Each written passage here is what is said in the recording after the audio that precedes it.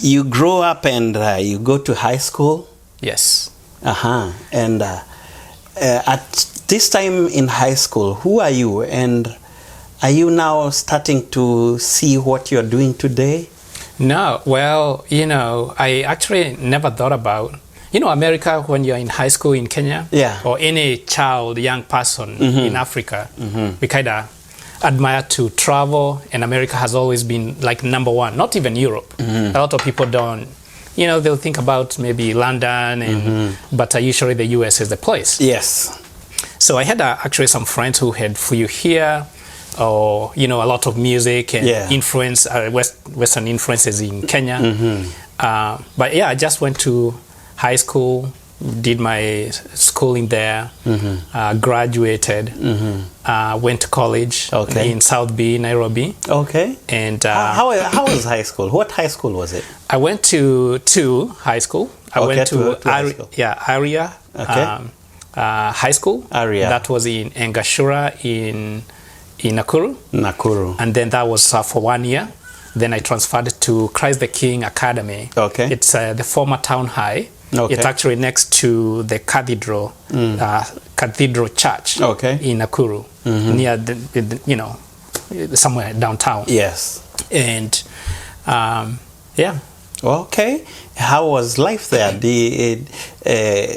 Were you involved in sports, or what was your life? It was a co-ed school, so boys, girls. So of course, it's always good to have a mixed school. The mix was good. The mix was good. Yes. And I was in soccer.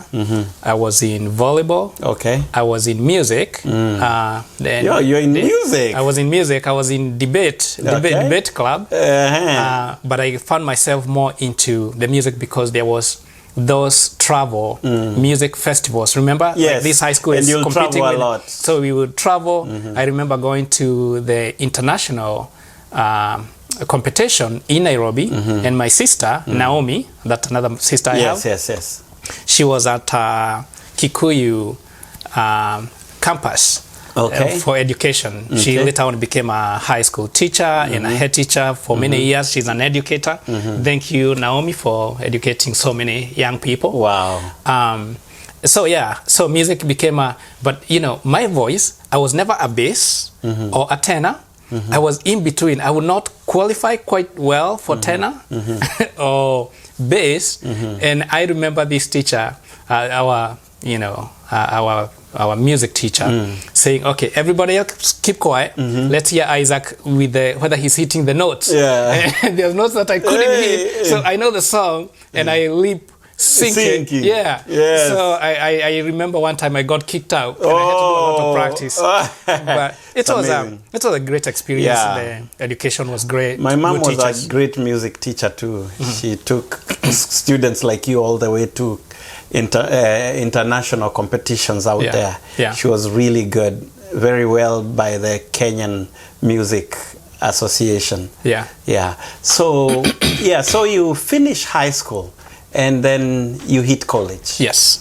And that was you just mentioned it. What was that? Yeah, I went to Railway Training Institute. I was doing accounting there. Okay. And that was in Nairobi. And my mom at the time, she was becoming quite busy. Yeah. The businesses they had dropped the whole posho mill and all that. And Nakuru, she was managing rental houses and family business. And I dropped off from the college after 1 year, and I went to study in Nakuru, and I was helping family business, and I became like a family manager, only that I was never getting paid, so there was no salary assigned to me. I know. I was just doing it and making sure everything was running. Yes. But it was a great, cooking for my mom. I was there with my younger brother, Jeremy. You know Jerry? Jerry, yes. I was with him in Wake Tech. Yes. You guys did automotive. Yeah, he did automotive. I did heavy engines and equipment. Yes. So, and I had my 2 nephews. So it was mom surrounded by 4 boys. Yes. And the biggest task was who's cooking. Yes. But you know, it was great. Amazing. Yeah. And at this point, the matatu, you once narrated stories about the matatu, and you had this friend, and what was your matatu experience? You narrated to me about you driving around sometimes, and give me a little story around there. Yeah, my brother Peter, he's sharp mind. Okay. Actually, I went to accounting because he's a CPA. Yes. And he has, you know, he's just a great person. Yeah. And he invested with matatus. So we had about 2 matatus. Okay. It's actually 3, and other vehicles. Mom had her own car and stuff. And but they were doing town service in Nakuru. Shabab, everybody in Nakuru knows Shabe. Shabe. Yeah. Okay. So we would do rounds, you know, dash people from the central business area to their suburbs, to their homes and back. And during my free time, we had drivers. But I, would go there and kill time and drive. And sometimes you are a tout, sometimes you are a driver. I was everything. Even today I can, how you can run and hang on to it. And yeah. Mama unaenda? Yeah. You guys sometimes were rude. The mama will ask, kuna kiti? Then you tell them, lazima uingie ndio uone kiti. Sasa unataka nikutolee kiti nje. Yes. That was funny. It was. You guys had a sense of a very cruel humor. Yeah, and the interesting part was, some people come and get the bag from this woman, go to the matatu, and the lady is taken to a different one. Oh, and now how do I connect back to my luggage? To my luggage. Hey, that's just Kenya for you. That's Kenya for you. Yeah. My goodness. And then here comes you in the United States. Yes. Tell me your landing. How was your first day in the US? Oh, it's a story to be told. So I came actually with a YMCA. I used to volunteer without knowing I was volunteering. Okay. Like I've always done just out there, doing some stuff with people. I'm a people person. Life aligns so much with what you're doing even today. Yeah. So I started with the YMCA Nakuru. Okay. And I ended up in Nairobi Central YMCA. Josephine Nganga, I still remember that name. Wow. They offered me a job, and then after 2 months, that's when I was in college in Nairobi. Yes. And then they opened an opportunity in Thika, and the YMCA is an international organization. Yes. Of course, it's in Kenya in many towns, and here it's a big deal. And I applied to be an international counselor at a camp in the United States. So that was pretty interesting. And I was among 17 who got the opportunity to travel out of, I think, more than 1,000 who had applied. Oh, okay. So it was a very slim opportunity, and I took it. Wow, amazing. So my flight anyway got booked from Nairobi to LAX. But it was supposed to go to New York. Okay. Oh my goodness. So I went through, Nairobi, Gatwick, Heathrow, that 1 hour transition. Yes. Then I ended up to LAX. So that flight was the most longest flight. Yeah. And you're losing hours. Yes. So it's like 9 p.m. It goes and by. It's daylight. And I was dressed a little bit, a jacket and nothing comfortable. And so, getting out of the airport, everybody is, this name, a new person being awaited, but nobody has any sign for me. And the international everybody disseminated, and You're here, left alone. I'm left. I'm kind of getting concerned. No one to pick you up. Now, nobody's to pick you up. Oh my goodness. And I have my 2 luggages. In a strange city. In a strange city. I had, I think, about $700 in my pocket. Yes. Between me and poverty, $700. And $400.60, long story short, after I figured I needed to be in New York, JFK, that was my destination. Actually, I called. And the lady I called, it was like after midnight. I said, hey, who is picking me up? And then they said, it was somebody from, asleep. And this was the coordinator from the YMCA Camp Seafarer. Yeah. And Jill Schumit. Okay, Jill. Yeah. Okay. So we quickly identified I'm at the wrong airport, and the advice was, hey, you have to catch another flight, head on to New York, and then after that, we'll get somebody in Manhattan. Yes. They will direct you, taxi, blah, blah, blah. And I was near to be at Wagner College at Staten Island. Oh, so my $460 disappeared just like that, because I had to book the next flight. Yeah. Now I'm left with about $350. Yeah, my friend. Man, life.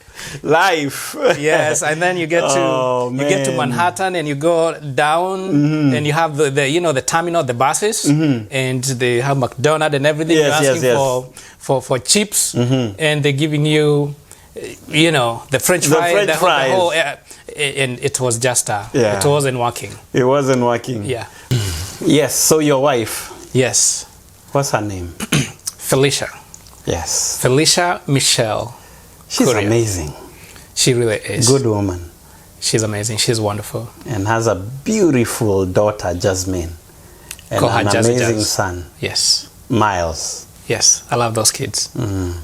Yeah. Tell me about Felicia. How did you meet? I'm checking out from Walmart, New Hope Church Road. Okay. Literally from where we are seated, 20 minutes down the road. Okay. And I'm coming from work, and I see this lady checking out as well. She was buying some groceries and stuff. And she walked outside. I kind of finish up whatever I'm buying, and I say, hey, ma'am, this is outside the Walmart, and it's in the evening.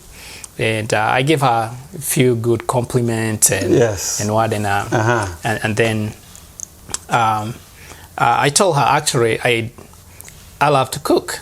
Okay. Yeah, and but I requested for a chai date at Karibu Coffee on Wake Forest Road. The Folsom News Wake Forest Road. Okay. So that was our first day at Karibu Coffee. And I went for chai, and I believe she tried the chai. Yes. She's a coffee person. She's a coffee person. But we transitioned to the chai. Now she makes Kenyan tea. Now she makes Kenyan tea. Correct. Yes. And it's been years. It's been more than 15 years. Wow. Yeah. Wow. Yeah. She's a very nice lady, American queen. Yes. Yes. How did you manage to maneuver the difference in culture? She's easy to adapt, right? She is really down to earth. She's humble. She is not material driven person. Yeah. She sees the bigger picture. She is calm. She is corrected. She has a very good heart, great heart, and she loves people. She doesn't cause trouble. Yeah, she is. She is very Kenyan. If you ask me, her qualities She's more and than Kenyan. Yes, I don't. Once an American lady has such characters, and then you add the value of America in her. Yes. It's a totally different creature. It's a different thing. Yeah. Yeah. She's not Kenyan, neither is she so American. She's a mixture of great aspects of Kenyan and great aspects of American. Yes.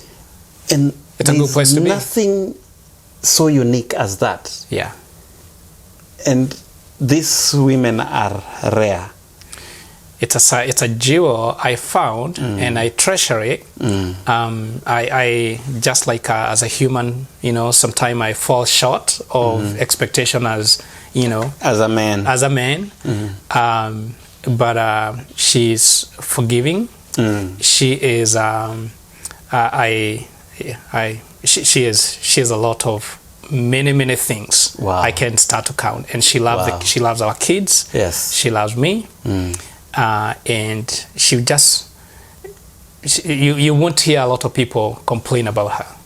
She's a backstage person. A very backstage person, even in Miles of Great Hope. She's not so much there, but she's there. Almost invisible, but very much there. I would say, actually, I want to credit any success anyone see with the Miles of Great Hope. It's actually a thank to her. Oh, really? She's a backbone of the organization. One would think that she doesn't even know so much about it because she's low-key. She's low-key. Yeah. Yeah. Oh, wow, amazing. It's good that you mentioned that. I didn't even know that. It's amazing. Amazing woman. Felicia, big up to you. You're a good queen, powerful queen. Yes. One of our greats. Yes, you know? Yes. And she went to Kenya. We went to Kenya in 2008 when our son was just 14 months old.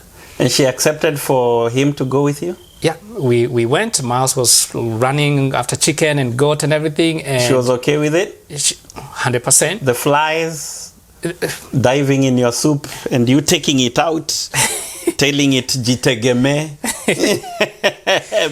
And she, we used the matatu, we used the public transportation, we used the, she had a basin of water. Not the shower.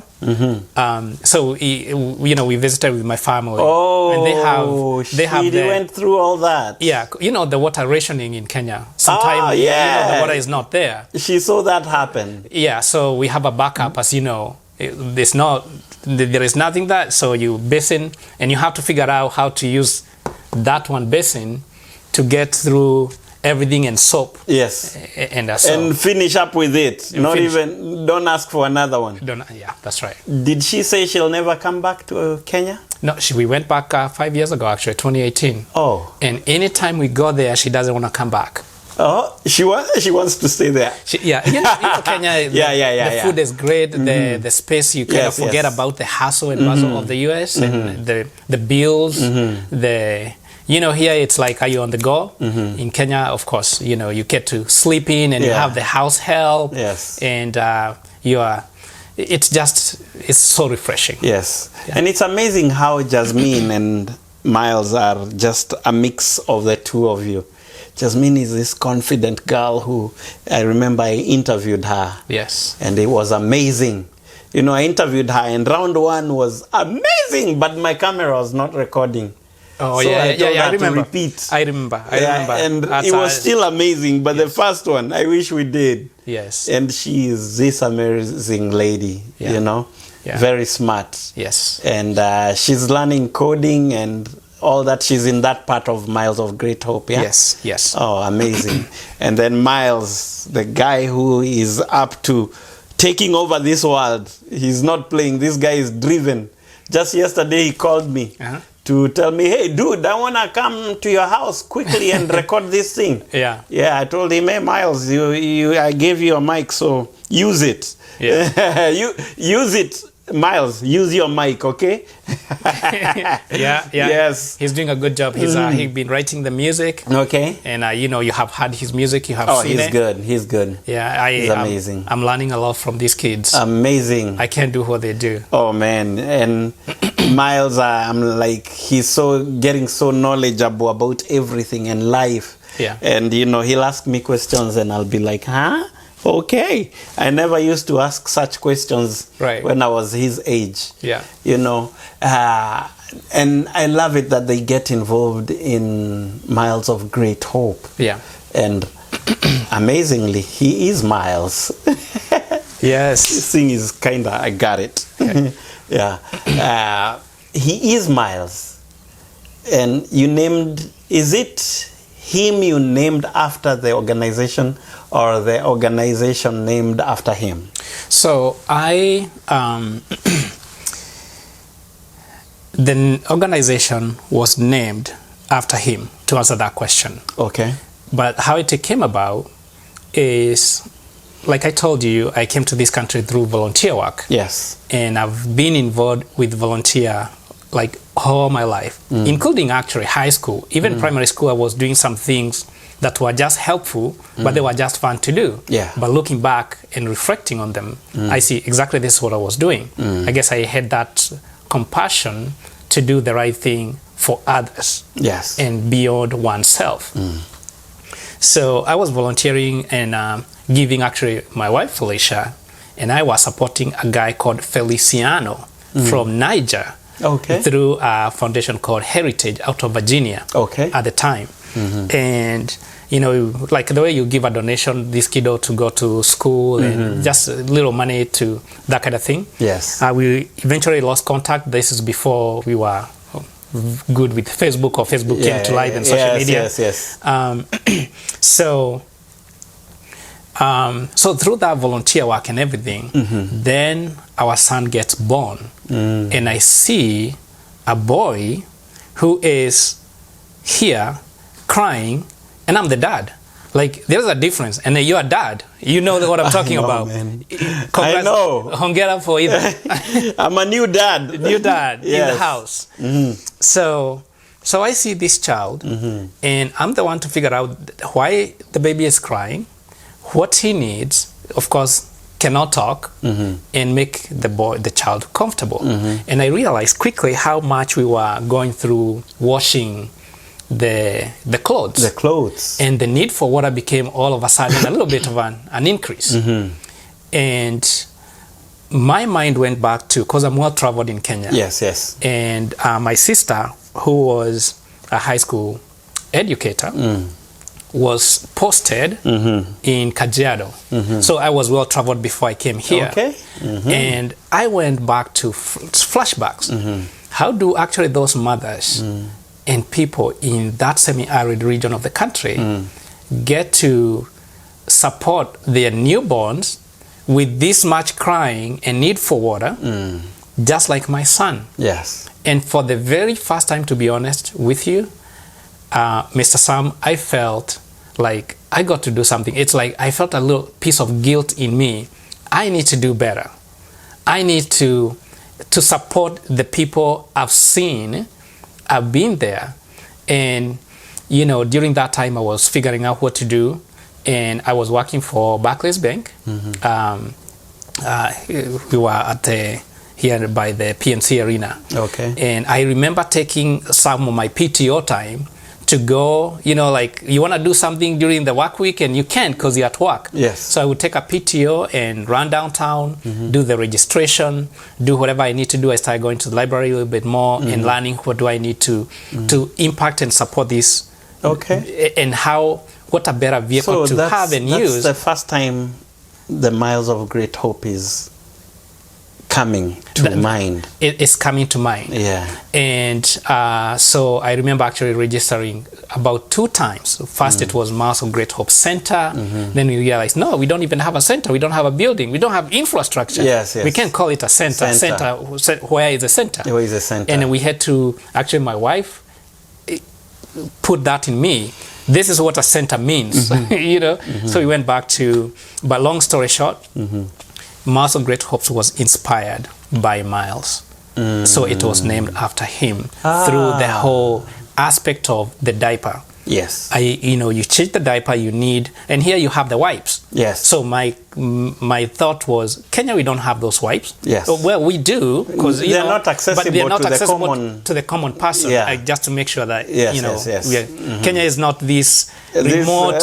No. It's a great place. It's actually bigger than Raleigh, right?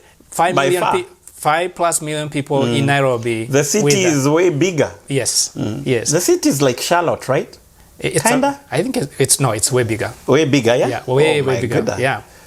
Wow. Yeah. So that's where the fuel and catalyst to do something came, and I wanted to do it in a more professional way, in a more beyond myself.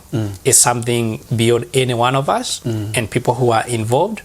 And so it's been a journey. I volunteer. The board volunteers with the organization.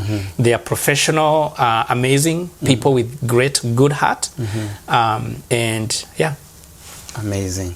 So you say you start thinking about that and you start registering and acquiring knowledge to register Miles of Great Hope? Mm-hmm.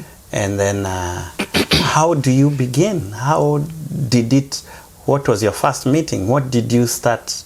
What was your first project? So I was giving, I remember, I visit Kenya a lot, and I would go, see family, mm-hmm. just like, you in this country, mm-hmm. 2 years down the line, you want to go see your siblings and friends. Yes. Mm-hmm.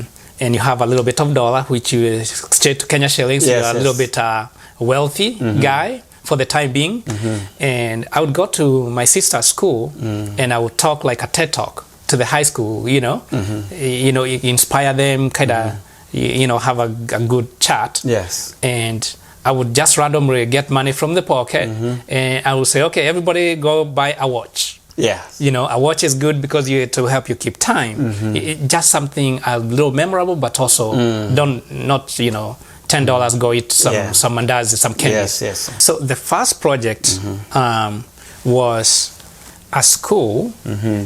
that my sister recommended. She said, okay, Isaac, if you want to help anyone in this community, mm-hmm. she sent a picture.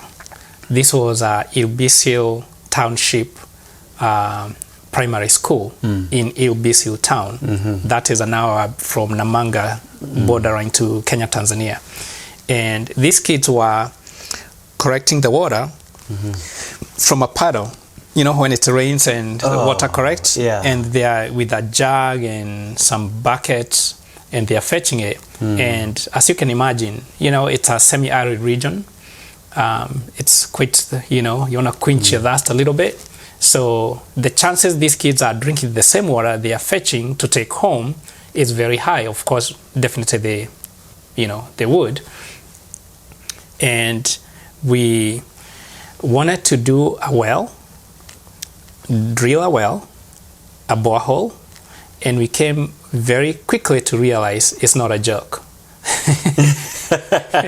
We partnered with the Sacred mm-hmm. Heart Cathedral, downtown Raleigh of Hillsborough Street. Okay. They supported us with the amount to do the hydrogeological survey, because when you do those kind of projects mm-hmm. in a public institution, number one, we partner with a public institution, so it's nothing private. Yes. It's not anybody's home. It's something accessible to the community. Yeah. So we did the survey, and we noticed to get the well, we identified where we need to do the borehole, but it was 1,800 feet. The cost to do that well was about $22,000. Wow, that was 2.5 million shillings then. Yes. So, and we are just getting started. Nobody knows us. When I re-registered the organization, I had to look for 3 people and, build a small board. Again, we didn't start the organization because we had the money, because we had the resources, or even the technical professional know-how, how to do it. It was driven by the passion. Yeah. It was driven by wanting to do the right thing and do it now. Yeah. So it was the greediness, if I use that word or misuse it, to actually not wait because a need is now. The need is now. The need is now. So we said it doesn't have to be perfect. The perfection will come later. Let's learn and do it. Let's try. And that's all we ask. If you want to do something, just try. Just try. Just try, and you learn along the way. And you learn along the way. We've been learning along the way. With mistakes here, mistakes there, and keep on learning. Yes. So the first project, we did a water harvesting system through the rooftop. We did the gutters. Okay. We did the base for the big 10,000 liter tank. Okay. And the water would, pour into the big tank. So you'll do fundraisers here to fund for those tanks and Yes. Okay. And then came your first and second project and third. We've done a couple of them. We are in 5 different counties. Eventually, we were able to register an organization, an affiliation of Miles of Great Hopes here. Here and in Kenya. So here is Miles of Great Hopes. In Kenya is Miles of Great Hopes, Linda Tumaini. Linda Tumaini. Protect hope. Yes, so a little bit of the Swahili aspect kind of kick in. Yes. And we have a team. We have the director, we have the board members there, all volunteers, and they are all in different places. And we've done a number of projects, yes. Yeah. So let's go back to still your very first project. So the cathedral in Raleigh? The cathedral in Raleigh. Yeah, the Catholic. The Catholic, yes. The Sacred Heart Cathedral. Now they moved to Nazareth near WIL of Western Boulevard. They kind of combined that church. Yeah, I know it. Yes. But we had a partnership with them through their Global Peace kind of initiative. Wonderful people, great friends, Al, Paul, Sally, great people. Oh, so you kind of, even up to today, you partner with such institutions and organizations? Yes. And then partner with the government in Kenya, basically? Not quite government. We partner with the school, with the community and the school. So when we go to a school, we have our team that helps to coordinate and make sure what's needed is provided. But we let the school to take ownership of the project. They own it because we want them to embrace it and learn through it and see it as their own. As their own. Yes, and put some sweat equity to it. So sometimes even on the day of drilling, they are coming also with their djembes to make sure the area looks good with whatever they can. I remember in 2004, I was in Kenya. February 2004, I was in Kenya, and we were able to, the second phase to that first project, the town of Ilbisio will get the rationing of the water, like the big pipe. The water is getting a lot of water and everybody has their bucket and filling everything. So we wanted to connect the piping, the pipes from the town to the school. So when the water is running once a week, they could get the water to fill because the rain doesn't come all the time. And I was there. We had the parents and the kids and the teachers, and we were with djembe. I was there with my djembe, kind of. So that kind of involvement. Yeah.